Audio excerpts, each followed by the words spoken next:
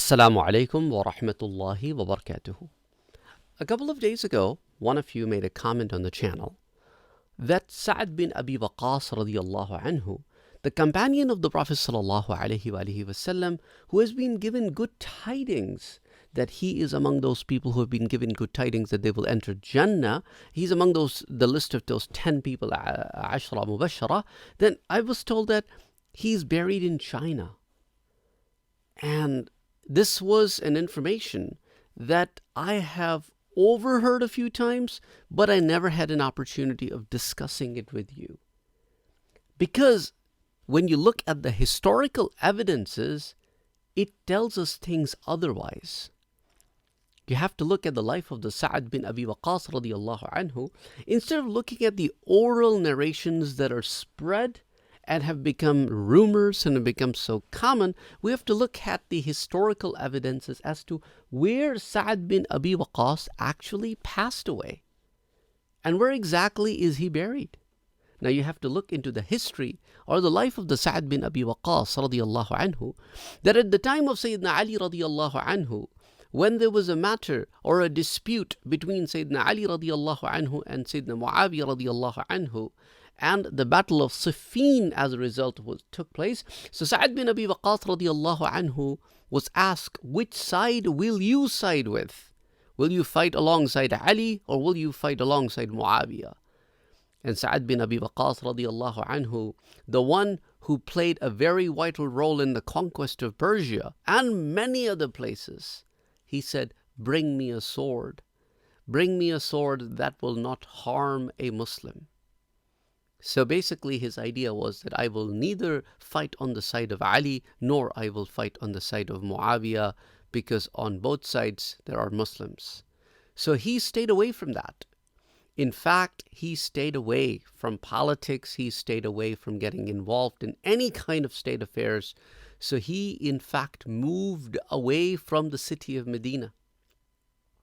And he passed away during the reign of Muawiyah radiyallahu anhu. That is the 55th year of Hijrah. That means 55 years of coming to the Medina, the migration of the Medina. That means almost 45 years after the passing away of the Prophet sallallahu alaihi wasallam is when Saad bin Abi Waqas passed away.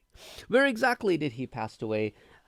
10 miles outside the city limits of Medina. 10 miles. There's a place by the name of Aqiq. That's where Saad bin Abi Waqas radiyallahu anhu used to live. He had means of life, good means of life. He led a very good life. His house was built in this location. He moved over there with his family and he stayed there till his last breath. In his old age, because he was 80 plus years old at this time when he passed away, his body was not as strong as it was before. He in fact lost his eyesight for the most part, and he passed away in this place called Aqiq. And this is mentioned in Tabqat ibn Sa'd, Juz as-Sadis, the 6th volume. And then Sa'd ibn Abi Waqas radiyallahu anhu said when he passed away that the times when I used to serve in the Muslim army, in whatever capacity I used to serve, I used to wear a piece of cloth that was made from wool. Use that piece of cloth and make, the cloth for my burial from that. And this is mentioned in Usdul Ghab under Tazkira as-Sa'd, that when it is mentioned of the Sa'd radiyallahu anhu. Then after he passed away, his body was brought from Aqiq to the city of Medina. As the Ummahatul Mu'mineen, the wife of the Prophet sallallahu alaihi wasallam, who were alive at that time, they ordered that his body, instead of getting buried in Aqiq, should be brought in the Masjid al-Nabwi sallallahu alaihi wasallam. So his body was brought into the Masjid al-Nabwi, where his janazah, his funeral prayers were prayed, and then his body was placed in front of those rooms that were the rooms of the wives of the Prophet sallallahu alaihi wasallam, so that the wives of the Prophet sallallahu alaihi wasallam could also participate in this janazah prayer. And then after that, his body was taken and was buried. This is also mentioned in Tabqat ibn Sa'd, volume number 3, in Qasam al-Awwal, Tazkira Saad bin Abi Waqas radiyallahu anhu. So he was then buried in Jannatul Baqi', which is right across or from or very close to, next to the Masjid of the Prophet sallallahu alaihi wasallam. So according to all early historical evidences, he is buried in Medina. He passed away 10 miles from the city limits of Medina. I don't know how this thing got to the people, that he died in China and he's buried in China. I don't know who is buried there in that shrine that is built in China.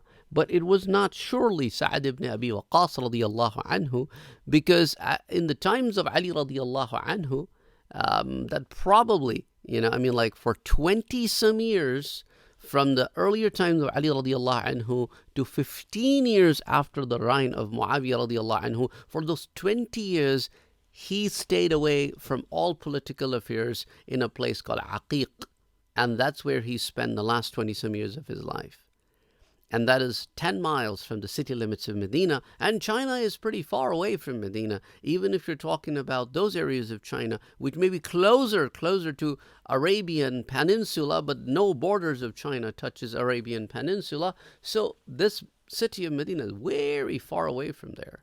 So again, historical evidences say otherwise, and some of you commented on it otherwise. In fact, when I started doing some research on it, I came across some videos of people doing vlogs. They went to China, they visited the grave of Saad bin Abi Waqas, whatever building is constructed over there in his name, calling that is where he's buried or his grave. And that is something which is a news to me. And I want you to dig deeper. Whenever you hear about things, I want you to dig deeper into them and to see if there are any evidences of this happening or not.